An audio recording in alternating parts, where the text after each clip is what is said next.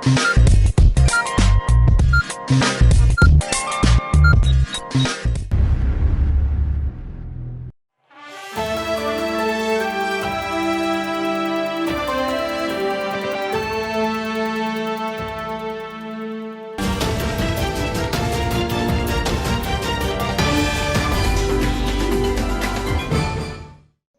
अर्ज़ है। एडियन उर्दू खबरनामे में आपका खैर मकदम है। मैं हूं सिद्दीकी मोहम्मद अजहर। खबरों के सिलसिले को शुरू करने से पहले आइए डालते हैं आज की चंद अहम खबरों पर एक नजर। मराठा रिजर्वेशन के जिन में मनोज जरांगे पाटिल को ताउन का रोल इख्तियार करना चाहिए, रुकन असेंबली संजय शिरसाट की अपील। आम खास मैदान पर जारी एजुकेशनल एक्सपो 2023 का आज इख्तिताम अमल में आ रहा है। कुतुबीनी के शायकीन और तालीमी रगबत रखने वाले शहरियों का हुजूम। अब खबरें तफसील से। मराठा रिजर्वेशन के जिम्मे में हुकूमत अगर कुछ नहीं कर रही है तो यकीनन मोर्चा निकालना चाहिए। ताहम हुकूमत कर रही है तो मनोज जरांगे पाटिल को ताउन का रोल इख्तियार करना चाहिए। इन ख्यालात का इजहार रुकन असेंबली संजय शिरसाट ने किया है। नागपूरच्या अधिवेशनामध्ये माननीय मुख्यमंत्री एकनाथ शिंदे साहेबांनी मराठा आरक्षण असेल, ओबीसी आरक्षण असेल, या संदर्भामध्ये स्पष्टपणे त्यांची भूमिका मांडलेली आहे। मला वाटतं इतिहासामध्ये पहिल्यांदा एका मुख्यमंत्र्यांनी सर्व समाजाची बाजू घेताना ज्यांना आरक्षण द्यायची त्यांचीही, ज्यांच्या आरक्षणामधून काही कमी होऊ नये याचीही संपूर्णपणे काळजी घेतलेली आहे। म्हणून इतिहासात पहिल्यांदाच मी जे काय म्हणलो की इतक्या मोठ्या प्रमाणात ओबीसीमध्ये, कुणबीमध्ये मराठा समाजाचा समावेश आता काही काळामध्ये होणार आहे। त्याचे प्रमाणपत्र वाटण्याची आता म्हणजे सुरुवात सुद्धा झालेली आहे। आरक्षणाचा मुद्दा सरकारने अत्यंत गांभीर्याने घेतल्यामुळे हे आज सर्व फायदे आज मराठा समाजाला सुद्धा होत आहेत। परंतु कधी कधी असं वाटतंय की मुख्यमंत्री एकनाथ शिंदे साहेब हे इतकं अंगावर ते घेत आहेत, जळत्या निखारावर चालणं ज्याला म्हणतात ना, त्या पद्धतीने ते काम करत आहेत। आणि याचं समाज बांधवांनी सर्वांनी सुद्धा काळजी घेतली पाहिजे। काही लोक आहेत जे एकनाथ शिंदे साहेबांना कोणत्याही प्रकारे कसं बदनाम केलं जाईल किंवा कसं अडचणीत आणलं जाईल याचा प्रयत्न करतायत। म्हणून मला सर्वांना विनंती आहे, प्रत्येक समाजाचा त्यांना आंदोलन करणं हा त्यांचा अधिकार आहे, त्यांनी ते करावं। परंतु मुख्यमंत्र्यांची भूमिका सुद्धा समजून घ्यावी की आपल्यासाठी नेमकं हे करतायत का इतर मुख्यमंत्री किंवा इतर जे काही पूर्वीचे काही लोक जी होती, जी सत्ताधारी होती, त्यांनी ज्या भूलतापा दिल्यात तशा भूलतापा देत आहेत। मला वाटतं जे जे एक एक पाऊल दमदारपणे मुख्यमंत्री टाकतायत आणि असलेला तिढा सोडवण्याचा प्रयत्न करतायत, त्याला सर्वांनी सहकार्य केलं पाहिजे। अल्टिमेटम देणं किंवा मोर्चे काढणं हा जरी तुमचा अधिकार असला तरी सरकार जर ढम्म असेल, थांबलेलं असेल, काही करत नसेल तर निश्चित मोर्चे हे जोरात काढले पाहिजेत, सरकारच्या विरोधात गेलं पाहिजे। पण सरकार करत असताना त्यांना सहकार्याची भूमिका आपण ठेवली पाहिजे, एवढंच या निमित्ताने मी त्यांना सांगू इच्छितो। मराठा आरक्षण निवडणुका होत नसल्याचं नाही, आता त्यांचं काय काय वक्तव्य त्यांनी करायचं त्यांचा अधिकार आहे। परंतु मी सरकारच्या मार्फत किंवा सरकारची भूमिका म्हणून सांगतो, सरकार अत्यंत गांभीर्यानं आरक्षणाचा मुद्दा सोडू इच्छिते। त्यांचे प्रयत्न त्या पद्धतीने चाललेत। या अख्ख्या महाराष्ट्राला, उभ्या महाराष्ट्राला याची कल्पना आहे, म्हणून त्यांना सहकार्य करा एवढीच विनंती मी या माध्यमातून त्यांना करणार आहे। रियासती एक्साइज ड्यूटी शोबे ने मुख्तलिफ कार्रवाइयों में जब्त किए गए तकरीबन 1 करोड़ रुपये कीमत का गांजा आज शोबे के सीनियर अफसरान की रहनुमाई में जलाकर खाकस्तर कर दिया। रियासती एक्साइज ड्यूटी शोबे ने गुज़िस्ता चंद माह में अचानक कार्रवाइयां करके गांजे की काश्त करने वालों के खिलाफ कार्रवाई की और हर कार्रवाई में लाखों रुपयों का गांजा जब्त किया गया। सिल्लोड़ और फुलंब्री तालुकों में बड़े पैमाने पर कार्रवाइयां की गई। इसके बाद वड़ोद बाजार और फुलंब्री में ताहम कन्नड़ के चंद इलाकों में कार्रवाइयां करके जुमला 1 करोड़ रुपये मालियत का गांजा और गांजे के पौधे जब्त किए गए। इस माल को एक्साइज ड्यूटी के सीनियर अफसरान की रहनुमाई में ठिकाने लगाया गया। गांजे के पौधों को एक बड़े गड्ढे में डालकर जलाकर खाकस्तर किया गया। इस मौके पर एक्साइज ड्यूटी महकमे के मुलाजिमीन व अफसरान मौजूद थे। गांजाच्या विरोधात ज्या केसेस केलेल्या आहेत त्या एकूण 6 केसेस आहेत। या 6 केसेसमध्ये साधारणपणे 1035 सुमारे किलोग्रॅम त्या गांजा जप्त केलेला आहे। त्या गांजाची किंमत 1 कोटीपेक्षा जास्त आहे। तर ड्रग डिस्पोजल कमिटी जी आहे त्या कमिटीच्या माध्यमातून माननीय न्यायालयाची परवानगी घेऊन व व्यवस्थितपणे जी काही प्रक्रिया अवलंबन आवश्यक आहे ती सर्व राबवून आम्ही तहसीलदार असतील, पोल्युशन कंट्रोलचे अधिकारी आहेत, फायर ब्रिगेडचे अधिकारी आहेत, पोलीस विभागातले अधिकारी आहेत, राज्य उत्पादन विभागातील अधिकारी आहेत, या सर्व अधिकाऱ्यांच्या उपस्थितीमध्ये गांजाची वजन घेतलं रितसर आणि त्यानंतर तो ज्वलनशील असल्यामुळं त्याला एका खड्ड्यामध्ये टाकण्यात येऊन पंचासमक्ष फोटोग्राफी वगैरे सर्व केलेली आहे, व्हिडिओ शूटिंग केलेलं आहे आणि सर्व गांजा जाळलेला आहे आणि पूर्ण ती प्रक्रिया संपल्यानंतर JCBच्या माध्यमातून खड्डा पूर्णपणे मातीनं बंद करून घेतलेला आहे। तर नागरिकांना आमचं आव्हान आहे की जर या कोणत्याही ठिकाणी जर गांजाची लागवड होत असेल, विक्री वाहतूक होत असेल किंवा अन्य अंमली पदार्थाची वाहतूक जर होत असेल तर पोलीस अथवा राज्य उत्पादन शुल्क किंवा अन्य शासकीय विभागांच्या अधिकाऱ्यांना जर माहिती दिली तर निश्चितपणे आम्ही कारवाई करू। हा गांजा जो आहे तो 6 गुन्ह्यामधील आहे आणि गतवर्षी आणि यावर्षीतला आहे। सिल्लोड आणि फुलंब्री तालुक्यामध्ये हा जप्त केला गेलेला होता। औरंगाबाद रेलवे स्टेशन के रूबरू वाक़े तारीखी जामे मस्जिद और इसकी 34 दुकानों का म्युनिसिपल कॉर्पोरेशन का लाखों रुपयों का टैक्स बाकी है। ये बात वक्फ इमलाक तहफ़्फ़ुज़ के रियासती जनरल सेक्रेटरी मोहम्मद शहाबुद्दीन सौदागर ने कही।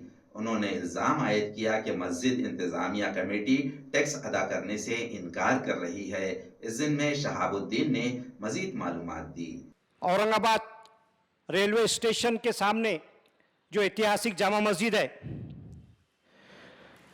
इस जामा मस्जिद पर औरंगाबाद महानगर पालिका ने कुल 29,89,624 रुपये का टैक्स लगाया है, जबकि ये मस्जिद की तथाकथित व्यवस्थापन समिति इस मस्जिद के अहाते में 34 दुकानों से लाखों रुपए का किराया वसूल रही है, लेकिन इस टैक्स भरने से पल्ला झाड़ रही है। मामला यह है कि औरंगाबाद रेलवे स्टेशन के सामने ऊंचे मीनार की ऐतिहासिक प्राचीन मस्जिद है, जिसका महाराष्ट्र राजपत्र 1973 में अनुक्रमांक 62, पान क्रमांक 24 और 25 पर स्पष्ट उल्लेख है। ये मस्जिद महाराष्ट्र राज्य वक्फ बोर्ड में रजिस्टर्ड है, जिसका रजिस्टर्ड नंबर MSBW/ABD/ 403/212 है, जिसका जूना सर्वे नंबर 26 है और CTS क्रमांक 19080, 19081, 19082, 19083, 19084, 19085, 19086, 19087, 19088, 19089, 19090, 19091, 19092, 19093 और 19094 है। इस जगह पर बनी कुल 34 दुकानों से लाखों का किराया वसूलती है ये तथाकथित मस्जिद व्यवस्थापन समिति, और जो कारपोरेशन का टैक्स है जो मस्जिद पे लगा है, इसका टैक्स अदा करने से पल्ला झाड़ रही है, जिसके कारण मस्जिद के वजूद पर प्रश्न चिन्ह लगा हुआ है। इस मामले को लेकर वक्फ मालमत्ता सुरक्षा फोर्स ने 28/11/2023 को तकरारी अर्ज और 11/12/2023 को रिमाइंडर द्वारा महाराष्ट्र राज्य वक्फ बोर्ड से मांगनी की है कि इस मस्जिद को और इस मस्जिद की करोड़ों रुपए की संपत्ति को अपने कंट्रोल में ले ले और ये तथाकथित व्यवस्थापन समिति के सभी अधिकारियों के खिलाफ वक्फ अधिनियम 1995 की धारा 52 और 52A के तहत आपराधिक मामला दर्ज करे। मस्जिद की जगह पर स्थित कुल 34 दुकानदारों से 29,89,624 रुपये का बकाया टैक्स कारपोरेशन इन 34 दुकानदारों से वसूल करे। शहर में जारी औरंगाबाद एजुकेशनल एक्सपो 2023 का आज इख्तिताम अमल में आ रहा है। शहरियों ने जोश खरोश से एक्सपो से इस्तेफादा किया। एक हफ्ते तक मुख्तलिफ तालीमी सरगर्मियां इस एक्सपो में जारी रही। शायकीन ने एक्सपो के ज़िम्मे इत्मीनान का इजहार किया है। शहर औरंगाबाद में आम खास मैदान पर 15 दिसंबर बरोज़े जुमा से एजुकेशनल एक्सपो 2023 जारी है। इस एक्सपो के दरमियान मुख्तलिफ सरगर्मियाँ जारी रहीं। आज एक्सपो का इख्तिताम अमल में आ रहा है। एक्सपो के इफ्तिताही दिन ड्राइंग मुकाबले का एहतमाम किया गया था। इसके अलावा स्कूल्स के तलबा की जानिब से निज़ामत एंकरिंग का मुकाबला रखा गया था। क्विज़ मुकाबले का भी एहतमाम किया गया था। इस एक्सपो में रूट एंड विंग्स स्कूल की जानिब से एंकरिंग, सवालात व जवाबात का प्रोग्राम रखा गया था। इसमें सैयद काजी मोहतशमुद्दीन ने बेहतरीन निज़ामत एंकरिंग की। BFCI इंग्लिश स्कूल की तालिबात ने चंद्रयान की मुहिम को मॉडल के ज़रिए से पेश किया। तालिबात ने अंग्रेज़ी ज़बान में बेहतरीन मालूमात फराहम की, जिसे नाजरीन ने सराहा। ज़ुबैदा मैमन उर्दू स्कूल के तलबा व तालिबात ने बेहतरीन मालूमात चार्ट के ज़रिए से दी और इस्लामी नज़रियात के साथ साथ साइंसी तरक्की पर रोशनी डाली। इस एक्सपो में मासूम बच्चों के लिए यूट्यूब पर दस्तयाब इस्लामी कार्टूनों की मालूमात दी गई। हज़ारों अफराद ने कुतुब मेले से इस्तेफ़ादा किया और कुतुब मेले के ज़िम्मे अपने ख़यालात का इजहार किया। 7 यौम से जारी इस एक्सपो का इख्तिताम आज शब अमल में आएगा। मुंतज़िमीन ने बाकी वक्त में इस्तेफ़ादा करने की अपील की है। ये देखिए, औरंगाबाद एजुकेशन एक्सपो जो है माइंड्स इन मोशन फाउंडेशन द्वारा किया गया एक इनिशिएटिव है, जिसके अंडर में हमने ये कोशिश की है कि भारत भर के 14 से ज़्यादा राज्यों से हमने यहाँ पर एक किताब मेला भराया है। हमने यहाँ पर लगभग 7 से 8 स्टेट से जो है तो एजुकेशनल इंस्टीट्यूट्स को इनवाइट किया है। यहाँ पर हमारे साथ कुल मिलाकर 150 से ज़्यादा स्कूलों ने इंटीग्रेशन किया है। 50 से ज़्यादा स्कूल्स हमारे साथ इंटर स्कूल कंपटीशन में भाग ले चुके हैं, जिसमें 8000 के आसपास के विद्यार्थियों ने भाग लिया है अलग अलग प्रतिस्पर्धाओं में। और कुल मिलाकर ये आज का हमारा 7वां दिन चल रहा है और अब तक जो है तो हम सभी कॉम्पिटिशन्स के प्राइज़ डिस्ट्रीब्यूशन कर चुके हैं। और कॉम्पिटिशन्स में हमारे पास निबंध लेखन, चित्रकला स्पर्धा, हमारे पास वक्तृत्व स्पर्धा, हमारे पास साइंस फेयर जैसी 8 कुल एक्टिविटीज़ हुई हैं। और रोज़ाना यहाँ पर लगभग 50,000 लोगों का विज़िट होता है, जिसमें कुल मिलाकर इन 7 दिनों में हमने अब तक 4 लाख से ज़्यादा विज़िटर्स को हमने यहाँ पर होस्ट किया है। कोशिश हमारी ये है कि जो स्कूली छात्र हैं इनको बेहतर से बेहतर प्लेटफॉर्म मिले ताकि वो भविष्य में उनका भविष्य उज्जवल हो सके। हमारी कोशिश यही थी कि जो अंडर प्रिविलेज स्कूल्स हैं जिनको ज़्यादा मौके मिलते नहीं हैं, उन लोगों को एक अपने हक़ का जो है तो व्यासपीठ मिले। ये कोशिश के ध्यान में रखते हुए हमने सभी ऐसे अंडर प्रिविलेज स्कूल्स को यहाँ पर इन्वाइट किया और 150 से ज़्यादा स्कूलों ने इसमें भाग लिया। और हम जो सोचकर यहाँ पर इस एक्सपो को लगाए थे, तो हम लगभग हमारी उन उम्मीदों पर खरे उतरते नज़र आ रहे हैं और लोगों का भी सहभाग बहुत अच्छा रहा है। स्कूलों ने पूरा हमारे साथ यहाँ पर योगदान दिया है और सबसे महत्वपूर्ण कि जो छात्र थे उन्होंने अपनी कला को यहाँ पर प्रदर्शित किया। और ये देखकर हम हैरान रह गए कि हमारे इस छोटे से शहर के अंदर छोटे छोटे स्कूलों में बड़ी बड़ी प्रतिभाएं यहाँ पर पनप रही है। बस ज़रूरत है कि उनको एक व्यासपीठ दिया जाए ताकि वो अपने भविष्य को उज्जवल बना सके। तो इसी मकसद के साथ माइंड्स इन मोशन फाउंडेशन ने ये इनिशिएटिव शुरू किया था, जिसमें IRC एडवोकेट फैज़ हमारे टाइटल स्पॉन्सर के साथ हमारे साथ जुड़े रहे। Kids IT world group of school हमारे साथ जुड़ा को स्पॉन्सर के तौर पर, इनका बहुत योगदान रहा। और साथ ही साथ जितने भी हमारे स्पॉन्सर्स थे उन सभी का योगदान रहा। उन्हीं की मदद के साथ माइंड्स इन मोशन फाउंडेशन ये एक्टिविटी करने में कामयाब रहा और आप उसका नतीजा देख रहे हैं। एजुकेशन एक्सपो में आकर आज हमें पता चला है कि किताब इंसान के लिए कितनी ज़रूरी है। किताब इंसान की एक बेहतरीन साथी है। हमें ज़्यादा से ज़्यादा इनका शौक़ अपने अंदर पैदा करना चाहिए। इसीलिए ये एजुकेशन एक्सपो हमें बहुत अच्छा एक सबक मिल रहा है यहाँ आकर कि हम किताबों से कितने दूर हो जा रहे हैं और टेक्नोलॉजी के साथ साथ चलते हुए हमें किताबों पर भी ध्यान देना चाहिए, इनका ज़ौक़ अपने अंदर पैदा करना चाहिए। नाजरीन, अब वक्त हो चला है एक मुख्तसर से वक्फे का। वक्फे के बाद जल्द हाजिर होते हैं। देखते रहिए एडीएन उर्दू न्यूज़। दिवाळी धमाका छत्रपती संभाजीनगरमध्ये प्राईम लोकेशनवर आलिशान 2 BHK row houses, Beed bypass road, Satara परिसरापासून फक्त 200 मीटरच्या अंतरावर, हिवाळे पाटील लॉन्स पासून फक्त 400 मीटरच्या अंतरावर। आकर्षक किमतीत रो हाऊसचे मालक व्हा आणि आकर्षक बक्षिसे जिंका। किंमत फक्त 51 लाख पासून पुढे। विकसित क्षेत्रात अधिष्ठान आहे। वैयक्तिक रो हाऊससाठी प्रशस्त पार्किंग, त्याचबरोबर private garden, video door bell, सौर सिस्टीम। जागेचा पत्ता प्लॉट क्रमांक 14P 15 24 25P, Beed bypass, Satara परिसर, छत्रपती संभाजीनगर, औरंगाबाद। खरेदीसाठी आमचा कॉन्टॅक्ट नंबर आहे 9860056488। सर्व बँक कर्ज उपलब्ध आहेत। अटी आणि शर्ती लागू।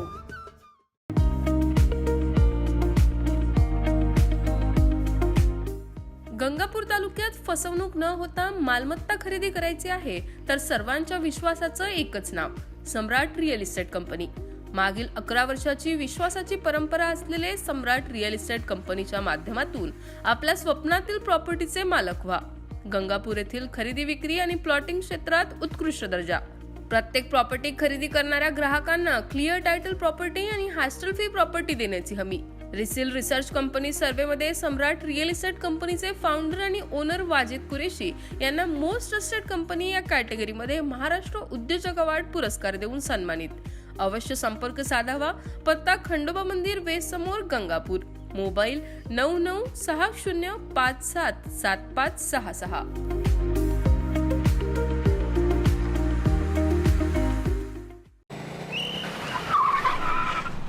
मस्त मास्क पहना रे तूने। Thank you sir. वो जान बचाने के लिए पहनना पड़ता है ना सर। रेडीमेड है या टेलर मेड है? ऑनलाइन ऑर्डर किया है सर। एक और है ना सर? देना। बहुत मस्त लगे आपको। ये ना सर। सर ना भाई, जान बचाने के लिए बाइक चलाते वक्त सिर्फ खोपड़े पे मास्क पहनेगा तो खोपड़े को कौन बचाएगा? समझ गया सर। हेलमेट ऑनलाइन ऑर्डर कर, वरना हमेशा के लिए ऑफलाइन हो सकता है। Okay sir. ये ले। चल हम ये भी ऑनलाइन भर दे। हेलमेट पहने, ट्रैफिक नियमों का पालन करे, जिंदगी के सफर को सुरक्षित रखे। वक्फे के बाद आपका दोबारा इस्तकबाल है। रुकन पार्लियामेंट सैयद इम्तियाज जलील ने जालना रोड पर वाहिद फ्लाईओवर तामीर किया जाए, इसके लिए रास्त पार्लियामेंट में सवाल पेश किया। ताहम बैरिस्टर असदुद्दीन अवैसी ने औरंगाबाद में प्रधानमंत्री आवास योजना के तहत अखराजात की तफसील पेश करते हुए सवाल किया कि तामीर किया गया एक मकान दिखाएं।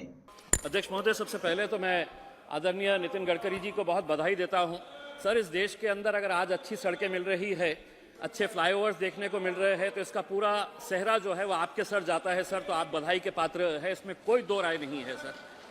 लेकिन सर, मेरे अपने शहर के ताल्लुक से मुझे ऐसा लगता है कि आपका थोड़ा सा सौतेलापना हमें देखने को मिलता है। सर, मैं औरंगाबाद से आता हूं। आप अच्छी तरह से जानते हैं कि 2 साल पहले मैं आपके पास बैठा हुआ था। आपने पूरे इंजीनियर्स को बुलाए थे। औरंगाबाद शहर के जो मेन 2 इंडस्ट्रियल एरिया है, वालूद से चिकलठाना, एक फुल फ्लाईओवर बनाने की बात हुई थी सर। उसके बाद एक नए मंत्री औरंगाबाद से आए, डॉक्टर करार, उन्होंने कहा कि नहीं, हम रोड के ऊपर ट्रेन भी लाना चाहते हैं सर। 7 करोड़ रुपए का सर डीपीआर बनाया गया, और डीपीआर बनाने के बाद ये हुआ है सर कि अब हमें ये बताया जा रहा है कि ना रोड बनेगी, ना फ्लाईओवर बनेगा, और ना वो ऊपर जो ट्रेन आने वाली थी वो बनेगी। सर, ये फ्लाईओवर जो है शहरों के बाहर गाड़ियों को छोड़ने के लिए अहमदनगर में बन चुका है, पूना में बन चुका है सर, बाकी नासिक में बन चुका है। सिर्फ औरंगाबाद के साथ ये सौतेला सलूक क्यों किया जा रहा है सर? आपका दिल बहुत बड़ा है। हम चाहते हैं कि आप इसकी घोषणा करें और जल्द से जल्द आपके ही हाथों इसका उद्घाटन आप औरंगाबाद में करने के लिए आए सर।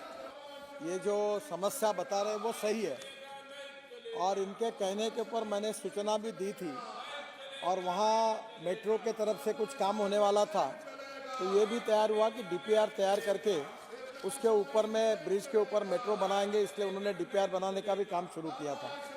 पर दुर्भाग्यवश जब इसके डिटेल में गए तो वो रोड स्टेट हाईवे निकला, वो नेशनल हाईवे नहीं है। और हमारे लिए अधिकार यही है कि हम नेशनल हाईवे का नंबर जहाँ होता है वही काम कर सकते हैं। कल सम्मान्य मंत्री डॉक्टर अवार्ड मेरे पास आए थे कराड़, और कराड़ से बात होने के बाद उन्होंने महाराष्ट्र के सरकार को रिक्वेस्ट की है और मैंने उनको एक सुझाव दिया है, ये आश्वासन के रूप में मत लीजिए, पुणे से औरंगाबाद जो हाईवे हम बना रहे हैं उसको ये पैकेज को जोड़कर कुछ किया जा सकता है क्या, ये भी मार्ग हम ढूंढने की कोशिश करेंगे। और महाराष्ट्र सरकार ने अब प्रिंसिपली उसको करने के बारे में मान्य किया है, ऐसे मुझे जानकारी मिली है। ये करने के लिए मैं पूरी मदद करूंगा। संभाजीनगर और मराठवाड़ा में विशेष रूप से करीब 1 लाख करोड़ रुपए के रोड के काम हमने दिए हैं। इरिगेशन के समय जो प्रोजेक्ट अधूरे थे उसको पैसा दिया है।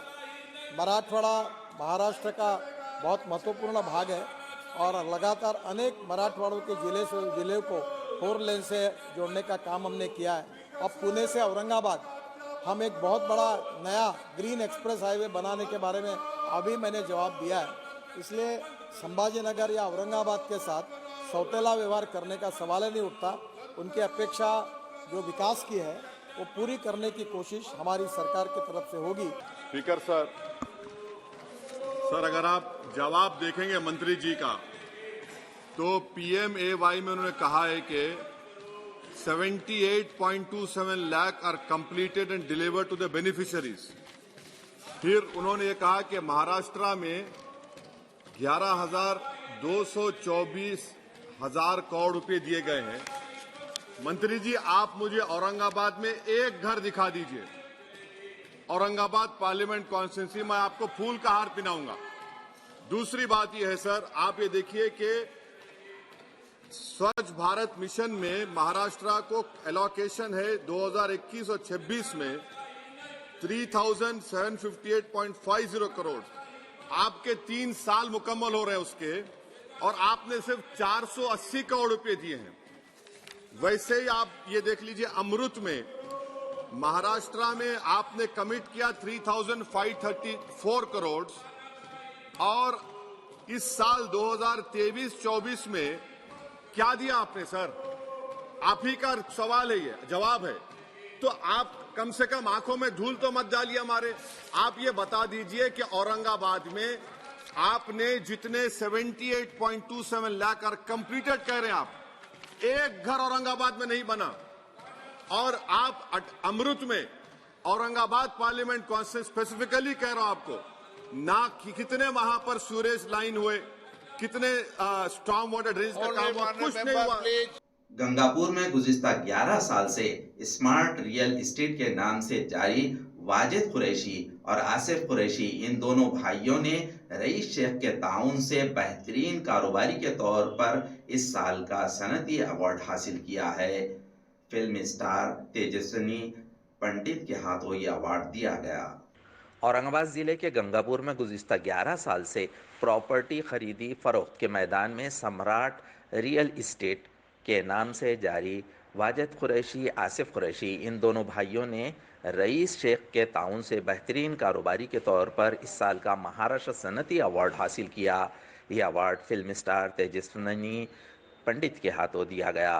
पुणे में टिप टॉप इंटरनेशनल होटल में जोश खरोश से मुअज़्ज़िन की मौजूदगी में ये तकरीब अमल में आई।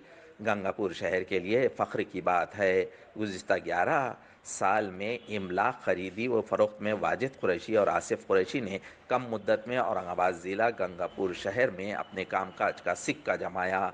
इनके काम को देखते हुए महाराष्ट्र सनती अवार्ड दिया गया है। कई मुअज़्ज़िन की जानिब से यादगारी निशानियाँ दी गई। गंगापुर ताल्लुक़े के साबिक़ रुकन असम्बली नीज़ राष्ट्रवादी पार्टी के ज़िला सदर कैलाश पाटिल ने कुरैशी ब्रदर्स की सताइश की है। उन्होंने कुरैशी ब्रदर्स का शाल और नारियल देकर इस्तकबाल किया। वाजिद कुरैशी और आसिफ कुरैशी को यह अवार्ड मिलने पर सियासी और समाजी रहनुमाओं की जानिब से सताइश की जा रही है। ADN न्यूज़ के लिए गंगापुर से वसीम सैयद की रिपोर्ट। औरंगाबाद शहर में फिर एक मर्तबा आईजे फेस्टिवल का एहतमाम किया जा रहा है। इस दिन में सैयद बिलाल जलील ने सहाफती कॉन्फ्रेंस में मजीद मालूमात दी। आयजे फेस्ट सीझन 2 2 जानेवारीला आमखास मैदानावर होणार। ते स्पोर्ट्स फेस्टिवल आहे, फूड फेस्टिवल आहे, खूप लोक येणार। आयजे फेस्टचा थीम आहे की मेरा शहर मेरा गुरूर। हे आमच्या शहर आहे, मी खूप प्रेम करतो आमच्या शहरला अँड आमचा प्रयत्न हेच आहे की शहरवासी औरंगाबादचे हो, कुठेही राहणार तुम्ही आमखासमध्ये या, फूड फेस्टिवल को एंजॉय करो, क्रिकेट को एंजॉय करो, फुटबॉल को एंजॉय करो एंड मुशायरा एंजॉय करो। कवि सम्मेलन है, देश भर से हम कवियों को यहाँ पर लेकर आ रहे हैं और हम एक मुशायरा ऑर्गेनाइज करेंगे 14 को। देश भर से हम खाने की डिशेज़ यहाँ पर लेकर आ रहे हैं, तो खाना एंजॉय करिए आप यहाँ पर। क्रिकेट होने वाला है, फुटबॉल होने वाला है, तुम्ही या, मी पण राहणार आणि 2 जानेवारीला भेटणार तुम्हाला मी। प्राइस काय असतं? क्रिकेट टुर्नामेंटचा प्राइज आहे 8 लाख रुपया अँड सेकंड प्राइज आहे 6 लाख रुपया। ये इतिहासमध्ये फर्स्ट टाइम होणार कि एक क्रिकेट टूर्नामेंट में 8 लाख रुपए का प्राइज़ दिया जा रहा है। अपनी सिटी के डिस्ट्रिक्ट के मराठवाड़ा में पहली बार 8 लाख रुपए का प्राइज़ आईजे फेस्ट में दिया जा रहा है, तो बहुत एक्साइटमेंट है और सारे प्लेयर्स बहुत महीनों से ट्रेनिंग कर रहे हैं, तो ऑल द बेस्ट वो सारी टीम्स को। सर लास्ट ईयर हमने नशा मुक्ति की एक पहल शुरुआत की थी, वो जर्नी आज भी हम लड़ रहे हैं, वो जर्नी आज भी चल रही है। ऐसा नहीं है कि हम पिछले साल की थीम को भूल गए हैं। नशा मुक्ति के लिए ये साल भी हम बहुत काम करने वाले हैं, ये साल भी बहुत अवेयरनेस प्रोग्राम करने वाले हैं, पर हमारा गोल ये साल इतना है कि हम इस शहर को एक प्लेटफॉर्म पर लेकर आएँ और सबको आगे की ओर ले चलें, ये हमारा प्लान है। रुकन पार्लियामेंट कल्याण बनर्जी ने नायब सदर जमहूरिया नीज राज्यसभा के स्पीकर जगदीश धनखड़ की मिमिक्री करने के जिम्मे में भारतीय जनता पार्टी के वर्कर्स और ओहदेदारों ने शहर के क्रांति चौक पर कांग्रेस के खिलाफ शदीद एहतजाज किया। इस मौके पर मनीषा मुंडे ने एडीएन से बातचीत करते हुए मजीद मालूमात दी। आक्रमक यासाठी आहे की कायम वारंवार काँग्रेस पार्टीचे काही चेले त्यांच्या नेत्याच्या पावलावर पाऊल ठेवायचं काम करतात।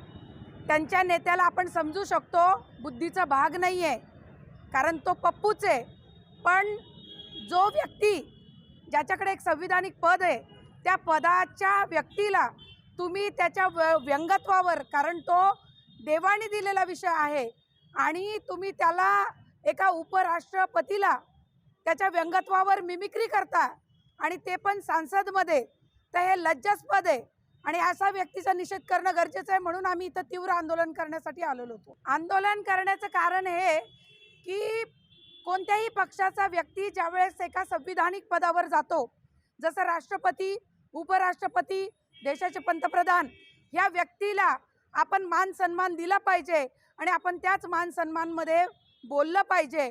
पण तो फक्त एका भारतीय जनता पार्टीचा व्यक्ती आहे आणि त्या पदावर बसला म्हणून त्याला तुम्ही त्या पर्टिक्युलर व्यक्ती म्हणून समजता आणि त्या पदाला महत्त्व न देता तुम्ही त्या व्यक्तीला मिमिक्री करणे, त्या व्यक्तीविषयी गलिच्छ गरळ ओकणे, ही गलिच्छ गरळ ज्या कल्याण बॅनर्जींनी ओकली आहे आणि त्यांनी जी त्या संसदमध्ये मिमिक्री केली आहे, मी त्याला एकच सांगू इच्छिते, तू आणि तुझा जो राहुल गांधी नेता आहे, तुम्ही दोघांनी राजकारण सोडा, काँग्रेस पार्टी सोडा आणि ॲक्टिंगचा बिझनेस सुरू करा, अभिनेते व्हा। इंडिया आघाडीच्या वतीने जे आंदोलन होणार आहे, हे आंदोलन फक्त देखावा आहे आणि यांना फक्त मीडियाचं लक्ष वेधायचं आहे।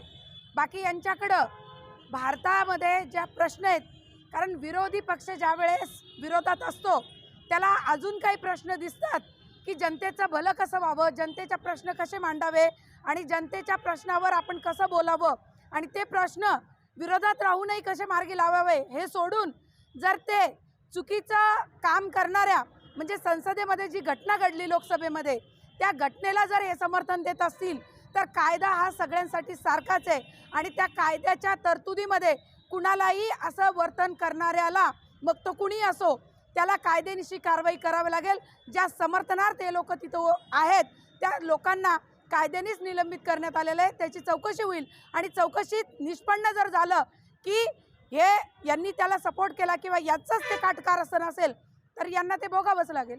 खबरों के सिलसिले को खत्म करने से पहले आइए डालते हैं आज की चंद अहम खबरों पर दोबारा एक नजर।